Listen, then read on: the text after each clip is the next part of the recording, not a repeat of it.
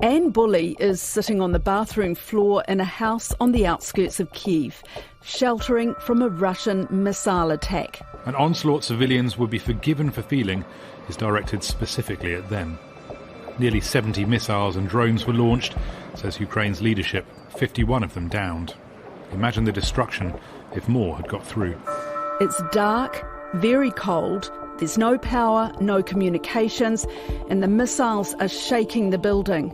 She's been stuck in the bathroom for hours. It's daunting, certainly, but I think for us it felt relatively safe in that I didn't feel the missile was going to land on us. But the bigger thing you're thinking about is, where is this landing? This is landing somewhere. And that somewhere, given what we know is happening in Ukraine at the moment, is likely to be somewhere people are.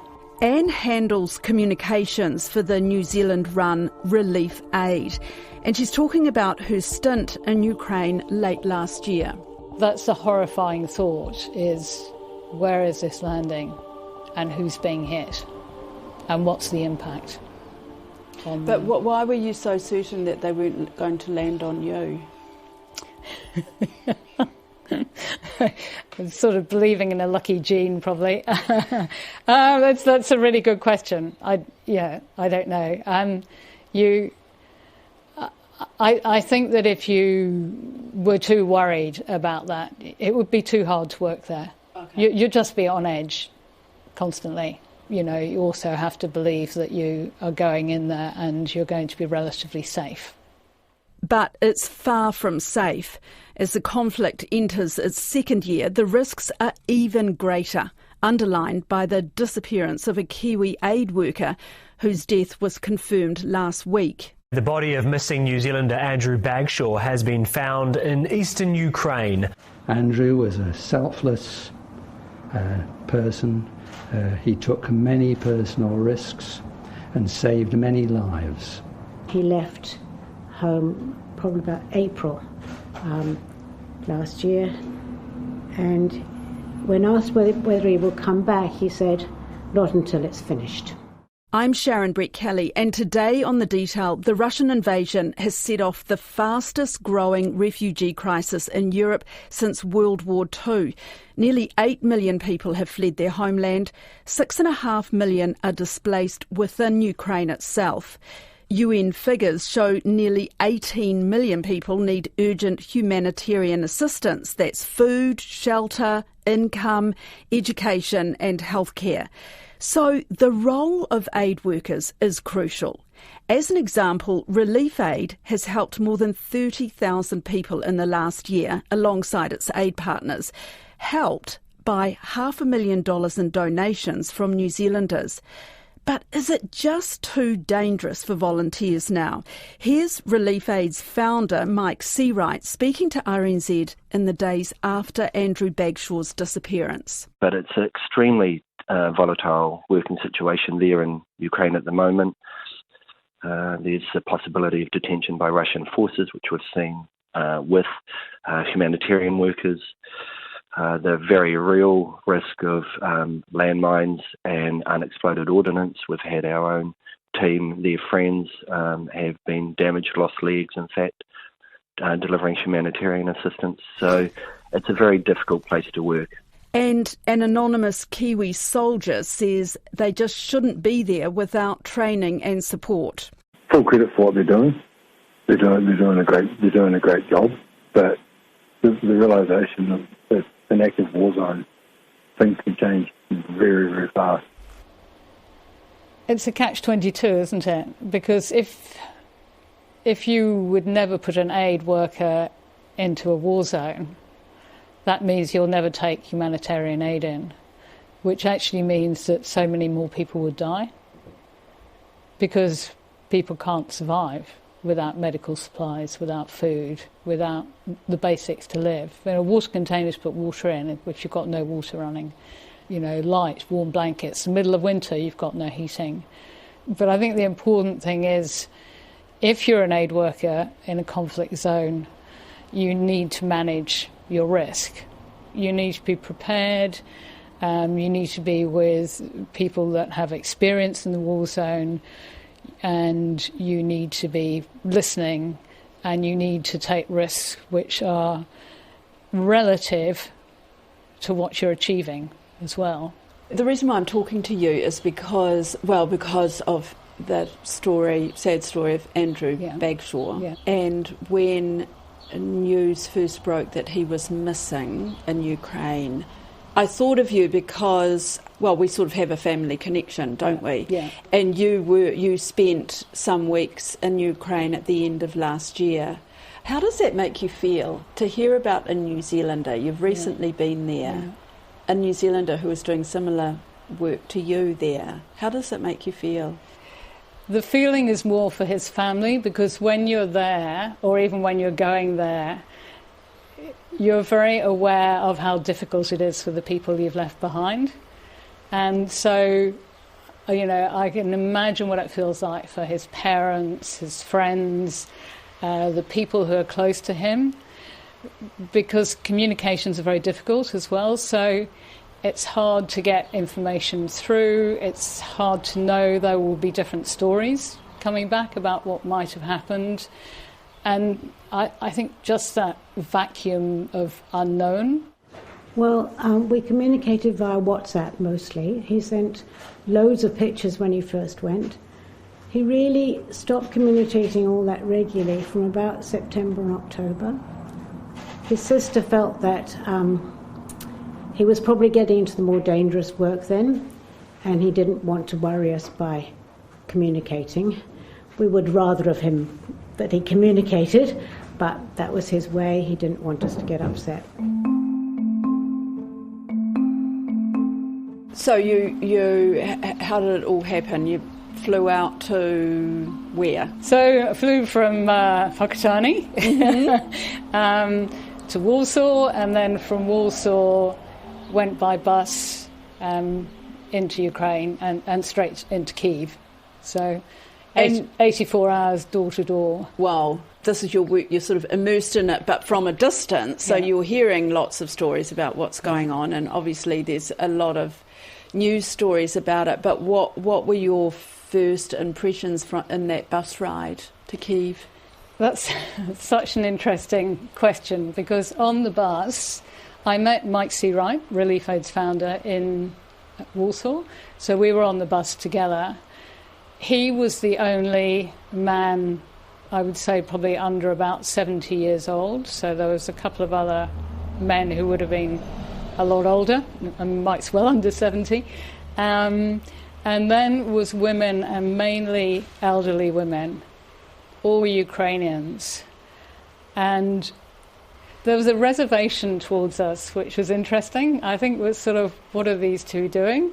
But at 4 a.m, we stopped at a garage, and I got off the bus and got into the toilet queue with all these Ukrainian ladies. And the woman behind me, who must have been into her 70s, was sort of stretching, and I was stretching, and she started pulling faces at me and smiling, and I started pulling faces. It was suddenly like there was a quiet acceptance of me, and obviously being there for a reason, which was something positive for them.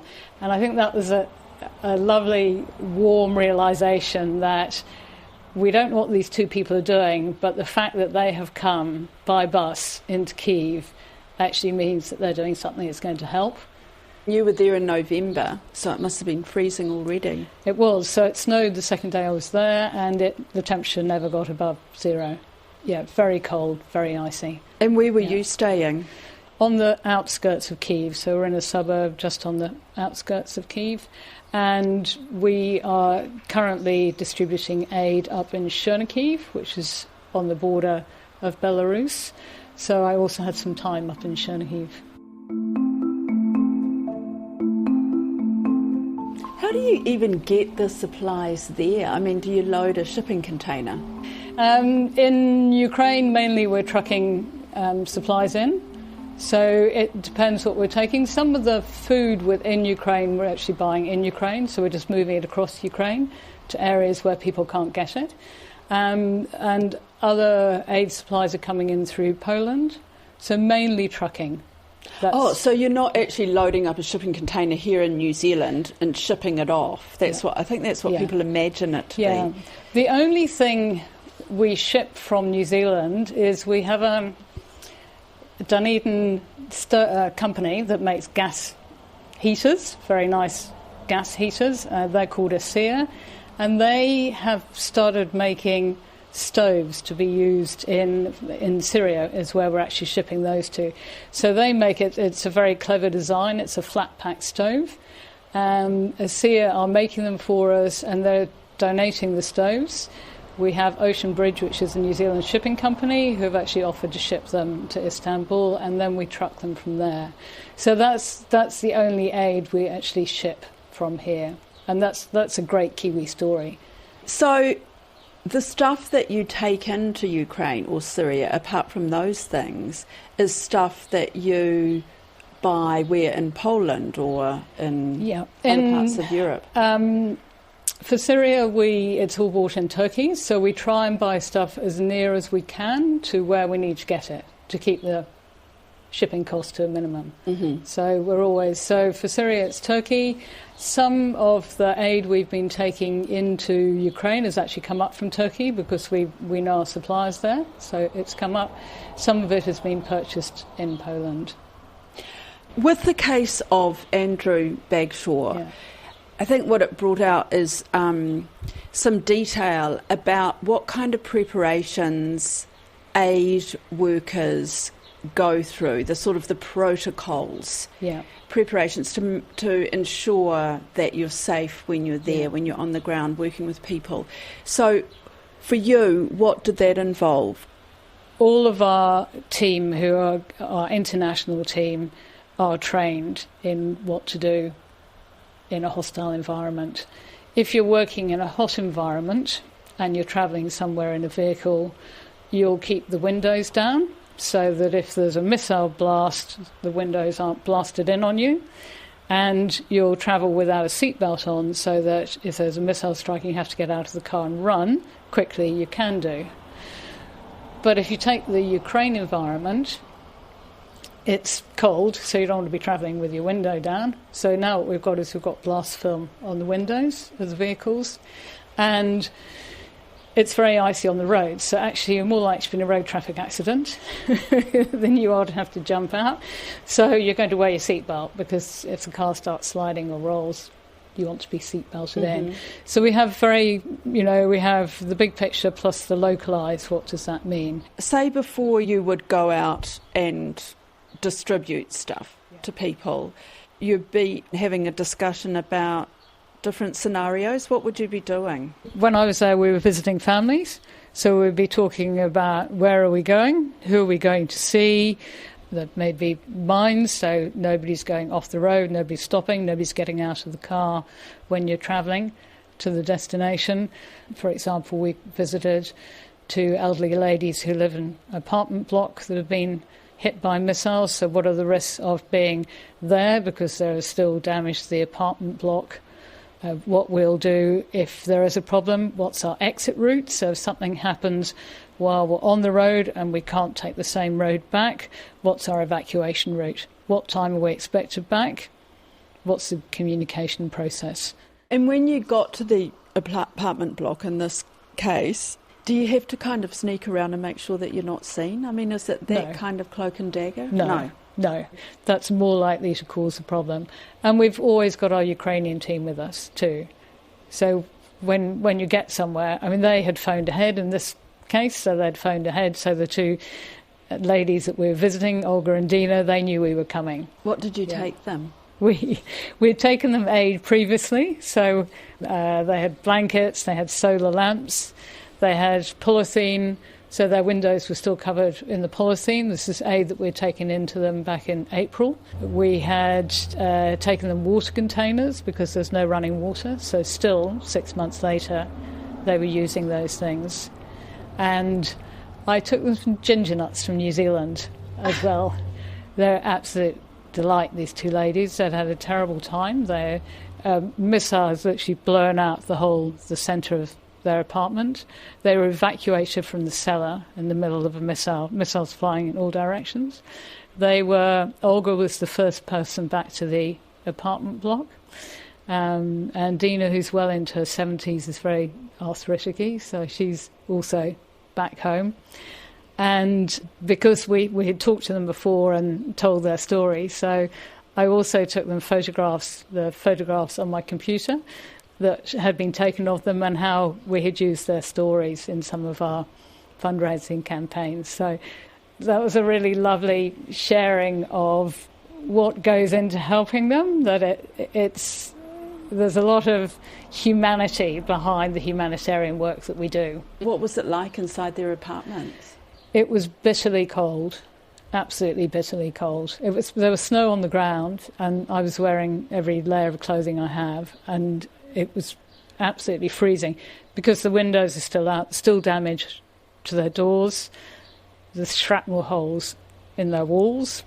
So very, very cold, but they were so warm. So there was this sort of lovely, cold climate and overwhelming, devastation to where they're living. And yet, these lovely ladies, one had some apples, which they'd had an apple tree, which had been in an orchard near the apartment, and she was wanting to give me apples. And the other one was just sort of holding my hand and thanking me and joking with me about how cold my hands were, which is quite funny given the situation. What would they do with their days? Olga she's working, and Dina, and this is so hard for people because there's no power at the time. So, and now it's winter. It's dark at 4:00 in the afternoon. It's getting light about 8 in the morning. You've got no light at all. You've got no television. You've got no radio. You've got most of the people who, in their case, and this is true of a lot of apartments, have moved out.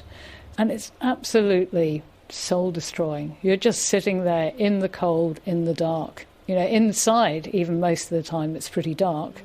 And I mean, even for us, we were wearing head torches pretty much all the time inside. And cooking, they were cooking. They had a single camping gas stove in their kitchen. Yeah. And it's been like that for months and months and months. It's been like that for months. And it will continue to be like that for months and months. Why are they still there? I mean, presumably there are options for them. They don't have to be there. There are options for people to leave the country, I think. But a lot of people don't want to leave. And that's particularly true of the elderly. They don't speak another language. It's been their home. It's been, where they were with their husband. It's been often where their children grew up. And they would rather risk staying. Near Bakhmut's front lines, lost souls wander the streets. Those who can't leave won't leave or have given up caring. I put some food on the fire. I chopped some wood, says Svetlana, and decided to go out for some fresh air. Dmitro pays no heed to the shelling. This is my land, he says. I won't leave. What are the things that stay in your mind from that trip? I think what stays in my mind most are the people like Olga and Dina. So you're so aware that there's just elderly people who are sitting on their own, just in this cold, dark environment with a war raging around them and not really knowing what's going to happen next. We also, in Chernihiv, we were visiting families, and we met a family it had once been their home. I'm making a video, just making a video. So how long do you think it will take you to build your home back again? Yes. Yeah.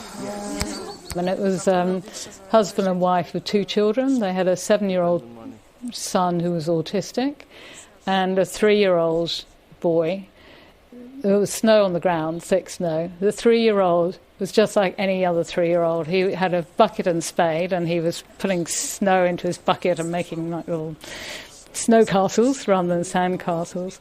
But their house had just been blown away completely. The only thing that stood was half a chimney, which she told me was where their kitchen had been.